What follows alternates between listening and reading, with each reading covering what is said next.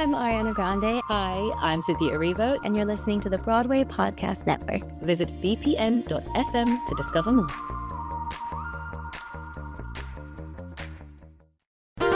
There's a cat over here. There's a cat over there. And the wrong one died. And the wrong one died.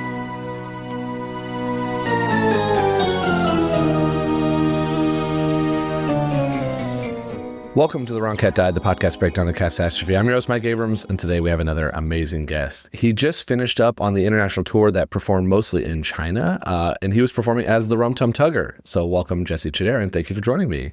Thank you so much for having me. I'm excited to talk to you because this is the first person from this particular part. You're the first of this part of the tour that I've talked to, and you just finished. Like, this is... You've just taken off the Tugger costume. Yeah. Recording. So this could not be more fresh for you. Yeah, absolutely. It feels like I've just taken off the spandex costume, just removed the makeup from my face and all that, taken off the wig, and right back into my bedroom. Yeah. right back to real life as a human now. Yeah, normality. So let's start, though, with your history with Cats before being cast in this production. It's obviously been around for a while. There was a 1998 movie. What was your level of familiarity with the show before being cast as Tugger? So I feel like I got into musical theatre quite late. So now I'm 23 years old. I feel like I started around 17 years old. And I found out about Cats around that time, 17 to 18, because my college teacher, Gary Watson, he actually played Rum Tum Tugger. So, wow. And so he was just like, I think at one point telling us about some of his experiences before he became a teacher. And part of it was Cats. And I didn't really know anything about Cats because I didn't know too much about anything to do with musical theatre. I think the most I knew was The Lion King because the cartoon is like one of my favorite movies of all time. So around this point, I was just trying to think of like, okay, what musicals do I know? What musicals do I not know? So how can I like improve myself? How can I gain more knowledge about it? And he told me about Cats, and that's one of the things I Googled. And it just felt like, when I Googled it, I saw on Wikipedia, and it just felt like one of the most incredibly bizarre things I've ever read my whole life. Like, and it's to its strengths. Like, it's just this tribe of jellicle cats dancing, singing around, trying to figure out who's the best fit to die. Yeah. Yeah. Like, if you break down the story, it feels like an LSD trip. But when you actually come to watch it, it's the most profound, amazing thing that you'll ever experience your whole life. And even being in it is a privilege. Yeah. It's kind of an LSD trip watching it. I mean, with the junkyard and the moon and everything kind of going around. I love that your introduction was reading the Wikipedia page because that's very similar to mine. I saw it in 2016 for the first time, but then I went home and I'm like, what did I watch? And I read that same Wikipedia article, and I don't think it probably made more questions than it answered for me. Yes, absolutely. Yeah, it's one of those things that you have to really experience it for yourself to really understand it. Mm-hmm. So you read you're taught by a Tugger. You're reading this article. Did you go find the movie to watch? Like, at that point, had you ever seen it? Like, when was the first time you saw it? Yes. So after I read the Wikipedia, the description, I went to watch the VHS, and that was one thing I watched, and I was even more confused because it was it's one of those musicals where it's all sang through, and I kind of, especially around this time at 17, my attention span was very, very poor. So half of the time, like, one song would finish, and right as we're getting on to the next song, my brain will still kind of try to be figuring out what the last song meant and all that, trying to recapture that. And then all of a sudden, oh crap, okay, Grisabella's come. Okay, what's her story? Oh crap, Bustopher Jones has come.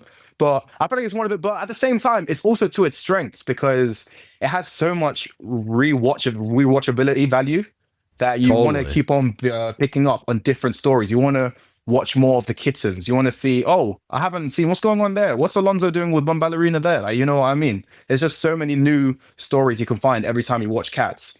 So when I went to watch it, it just made me want to watch it more and more and become more invested in it. And I just fell in love with it so quickly.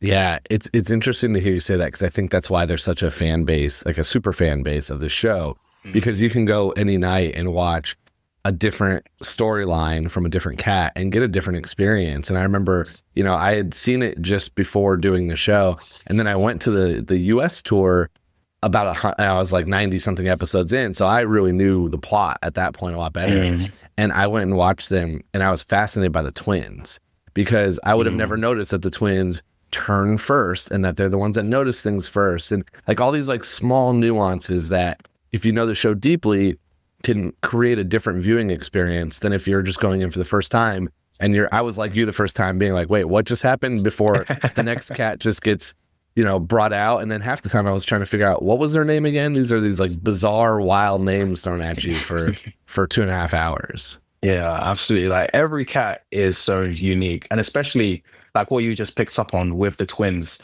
they have this telepathicness about them. Like, especially like when you watch Act 2, after Old Deuteronomy sings the Moments of Happiness, it is who's the cat? Oh my god, how am I forgetting characters' names? The twins are Tantamile and Corcopat. Yeah. And then you have Jemima, who sings Memory. For us, actually, this is a tidbit. We sang Moonlight in Mandarin for the Chinese audience. Oh, cool. Yeah, so that was really brilliant. But as I was saying, when you get to that moment, it is the twins who instill that message into Jemima, who instills that song into all of us. So it's just those little parts of the show where every cat gets to, be highlighted. Their strengths get to be highlighted. You know what I mean? Like even Alonzo, his little fight with McCavity, like for example, he's always trying to be, whenever Old Deuteronomy isn't around, Monkestrap is the leader. And in a way, Alonzo is kind of the second in charge. So he's always looking to Monkestrap for advice for stuff. But in a way, his character arc is him trying to find his own strength, find his own way of being a leader whenever Old Deuteronomy or Monkestrap isn't around. And that happens when they fight McCavity, because Old Deuteronomy has gone God knows where, and Monkestrap is out of commission. He's injured.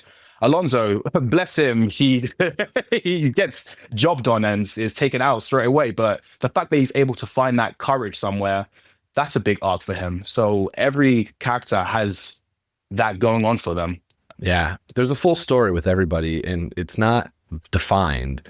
It's like you got a loose outline, which is what makes it cool, because you can fill in some blanks and create kind of some of your own personal parts to it. I want to go back to real quickly. You mentioned that you sang Moonlight in Mandarin. What was that like, learning a song in a different language that's, especially doing most of the show in English, and then having that one kind of shift? Yeah. How was it? Because at first it was just Jemima who sings it in Mandarin. Okay. And then we all sing it in English. But when we actually did perform it, there was such a great reaction to the Chinese audience that we thought, let's just go a little bit further and have all of us sing it. So hearing Jemima sing it multiple times, we kind of already had a feel of it. But so the way we did it was every day we would learn a line, and then the next day we would learn another line. So one week, instead of Moonlight, turn your face to the moonlight, we'll go Wei Guan, Yang Wan Qing Zhe Ji. I feel like I'm forgetting a lot of it, but yeah, and then we go to Chu De Kai, Chu Tan Chu, and then another day we would go and do the next line, and then from there we just learn it. And that's amazing. I feel like that's one of my favorite parts of the show, because that's the part that the Chinese audience, I feel like, enjoy the most, because that's where they feel the most connection. They don't have to look at the subtitles. And one thing I've found out is that in China, cats is like really popular. Like a lot of time, like for a lot of them, it was in the syllabus when they were in school. Like they learn memory. So for us to sing it back to them in Chinese, it really hit them personally. So it was just such a special moment in the show for all of us. Yeah, I wanted to ask about the audiences because the show has been doing international tours for a while, and from what I've heard from people I've talked to in China and Japan and Korea and a lot of the Asian countries, the fan base is just incredible. It's like they love the show, they're passionate about it. So was that like, what was your experience with the audience interactions, and did you have many of them doing these shows? Because you were at these places for multiple weeks at a time, right? Like it wasn't a simple bus and truck, like moving around. Like you got some decent amounts of stands at places. Yeah, absolutely. Like the Chinese fans are so passionate about the show. And I feel like a part of the reason is, especially here in London, there is such a big culture in theatre. Like you just sometimes, Friday night, you'll go watch a show. So we're in a way kind of used to, theatre and all that, but maybe it's not as accessible in China. So whenever a show like Cats comes, like the last time it came, it was like 5 years ago, I feel like. So whenever it does come, it really does feel it's really special to them. And you can really see that within them, especially when you go to the stage door and you're showered with like a lot of the gifts, a lot of personal stuff, and a lot of artists. Like the people in China are so talented. Like, Yeah.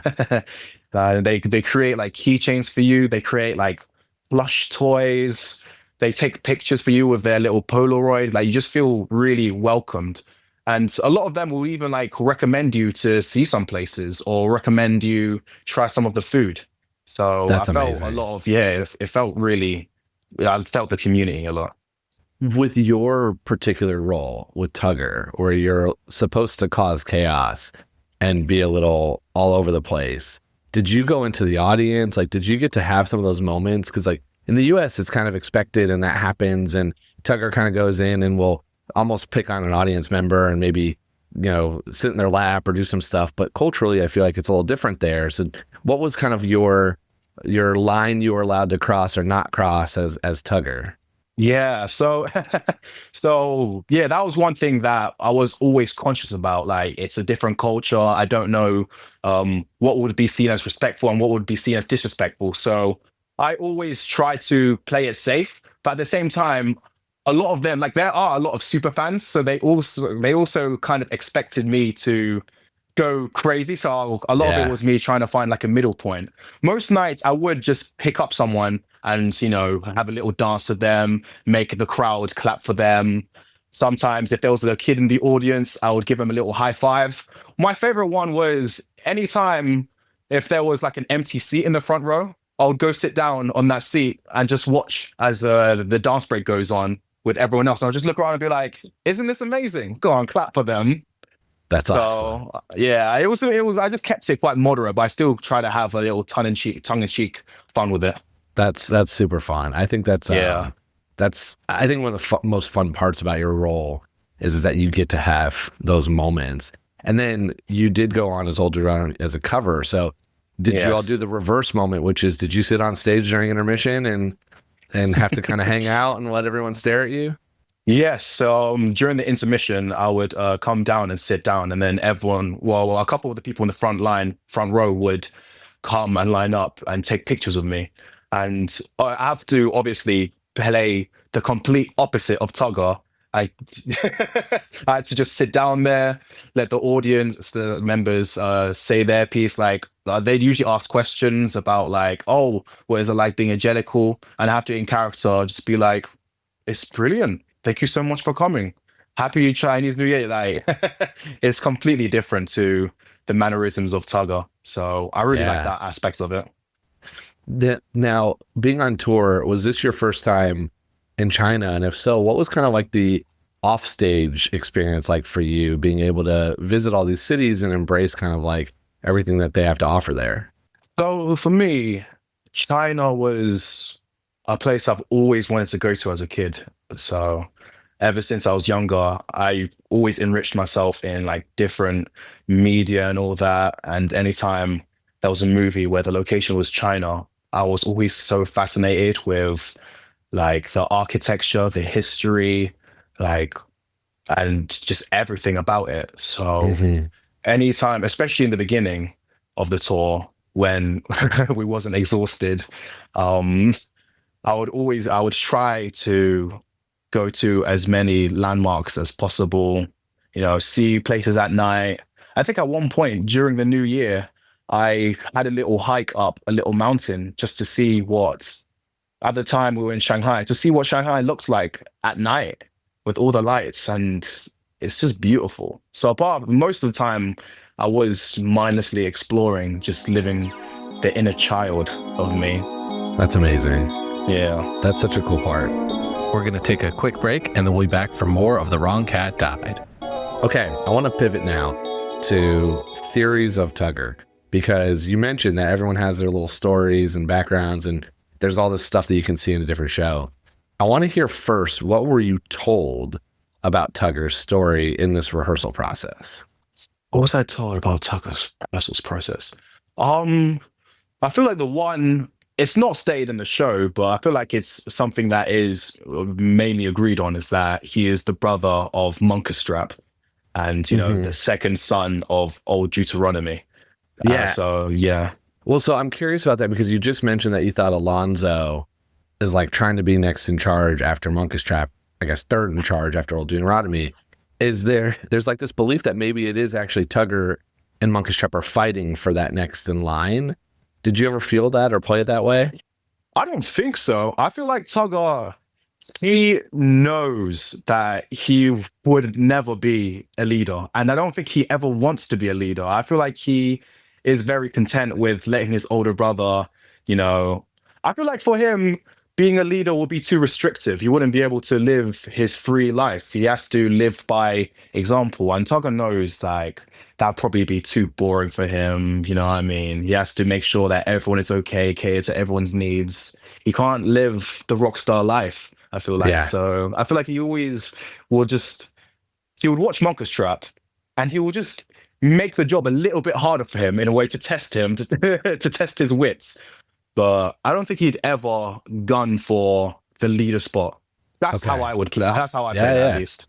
No, I mean, I think that's what's kind of beauty about it, is that you can play it that way. You could play it as like, well, he's pretending he doesn't want it, but he actually wants it. And so there's a lot of different versions of that. So what's the other stuff that you kind of like built into your Tugger story? What's one of them? I think this is quite drastic. I saw him as an illegitimate child of Bustopher Jones. Ooh, okay. Yeah. And he was, in a way, abandoned, because maybe that wouldn't really, it would just, I don't know, ruin the reputation of Bustopher Jones having an affair. So Tugger, he was just left, and old Deuteronomy who took him in as, an adopted child. That's why Tugger looks completely different to everyone else. And for me, that might be a key reason why Tugger is so fascinated with Mr. Mistopheles, because Mr. Mistopheles and Bustopher Jones look quite similar, like tuxedo-ish kind of black cats. So in a way, maybe Mr. Mistopheles subconsciously reminds Tugger of his father, who he never knew.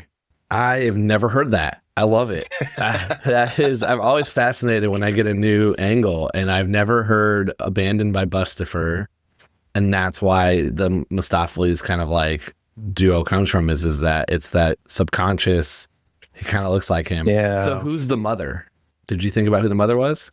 I didn't, but I think the mother is from a completely different tribe. She wouldn't be a Jellicle. I think Tugger is like an honorary Jellicle.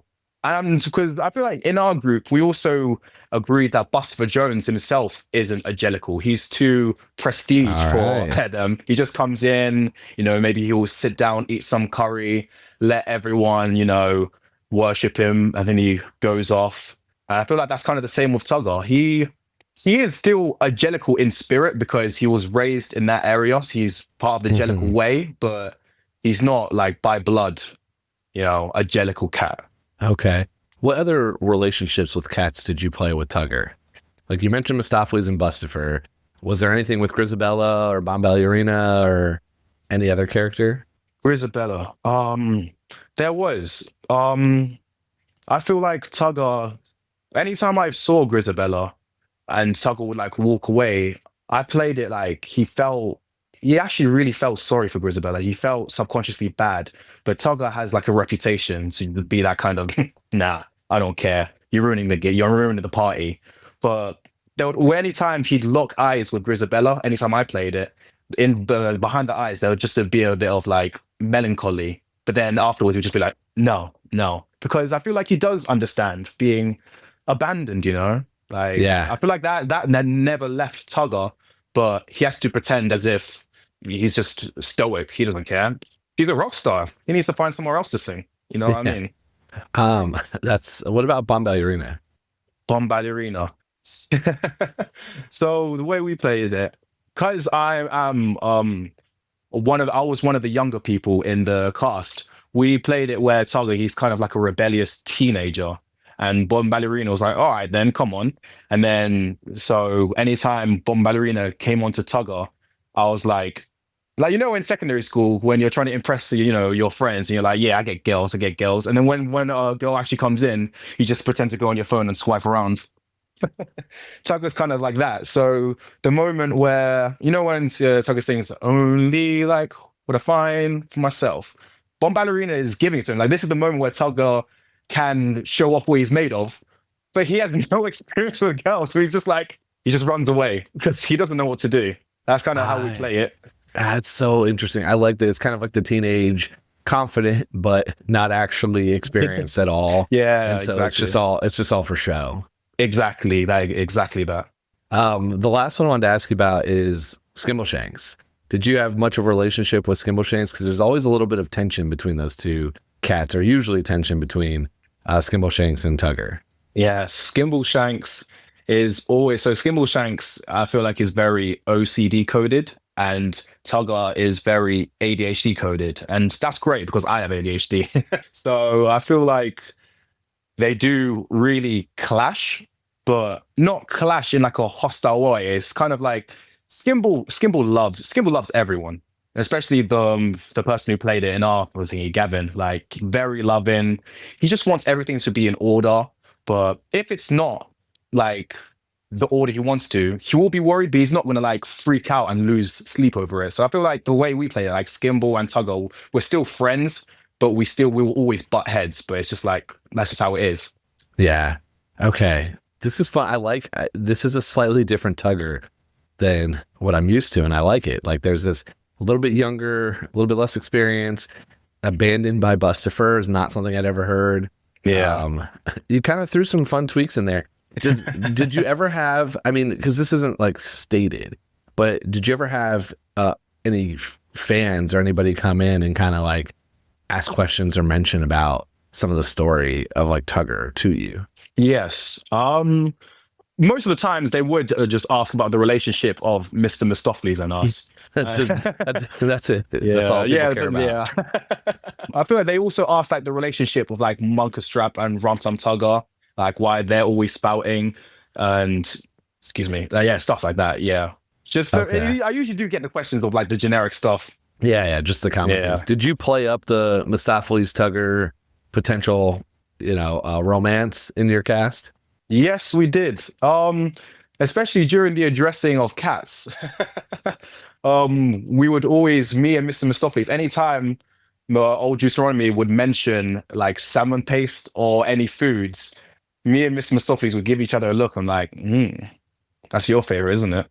Oh, no. We'd always like give each other a little side eye, like, So there was always like a little something there. Yeah. Let's jump into some cats rapid fire. So, you got to play Old Deuteronomy and Rum Tum Tugger, but if you could go on for one night as any cat, male, female, doesn't matter, just whether you can sing it, dance it, this would be the fun one to do. Which cat do you want to go on for one night? Macavity. Do Macavity. Yeah, okay. Absolutely. Okay. Who are your favorite and least favorite cats from a personality standpoint? Personality standpoint. Yeah, like who would you like to hang out with and who would bug you? Okay, I can't say Tugger, can I? You can. Okay, I'd like to be with Tugger. No. I want to change that. Gus. He has so many stories. Brilliant person. Yeah, so fun. Who would I not want to? Maybe Ricopat. I just feel like anything you say, he'll just read your mind and then just say it to you before you want to say it. And it'll just kind of get annoying. A little scary. A little scary that they know too much. Yeah. What is your favorite song from the show? Mr. Mistopheles. Yeah, Yeah, I love it. It's that's so great. fun. And I always like to ask one fun one. So you mentioned that you got some cool art. What was the coolest art you got from a fan that you remember? The coolest art I got from a fan. There's so many. I'll pick one. There was one where it was a kind of hybrid of me in real life and me as Tugger. Oh, So cool. it had me with the cat ears, but it still had my braids in. But That's then at the really same cool. time, I had human teeth, but then I had like sharp, I had like canines and all that. I'd have claws, like just a little hybrid. I found that really creative. I have Yeah. human eyes, but then I'd have cat eye slits. I think that was one of my favorite. That's really cool. And what percent of the art was related to Mistopheles and Tugger together? Half? Actually, now that I think about it, I don't think I got a single one where it was just both of us. No. No, Okay. it was either me by myself or me with Tugger or just as the whole company. Oh, okay. That's If I'm remembering correctly. if you get to do it again in the US or probably even the UK, you're gonna end up with some Tugger Mistopheles fan art. It's very common. Okay. This is now obviously one of the most important questions. This whole show is dedicated to why I don't think Grisabella is the right Jokel choice. But All right. I want to hear from you, Jesse. Who's your Jokel choice and why? I have actually thought about this on my walk to the gym, and I would have to say it's McCavity. McCavity. Okay, tell me more. McCavity.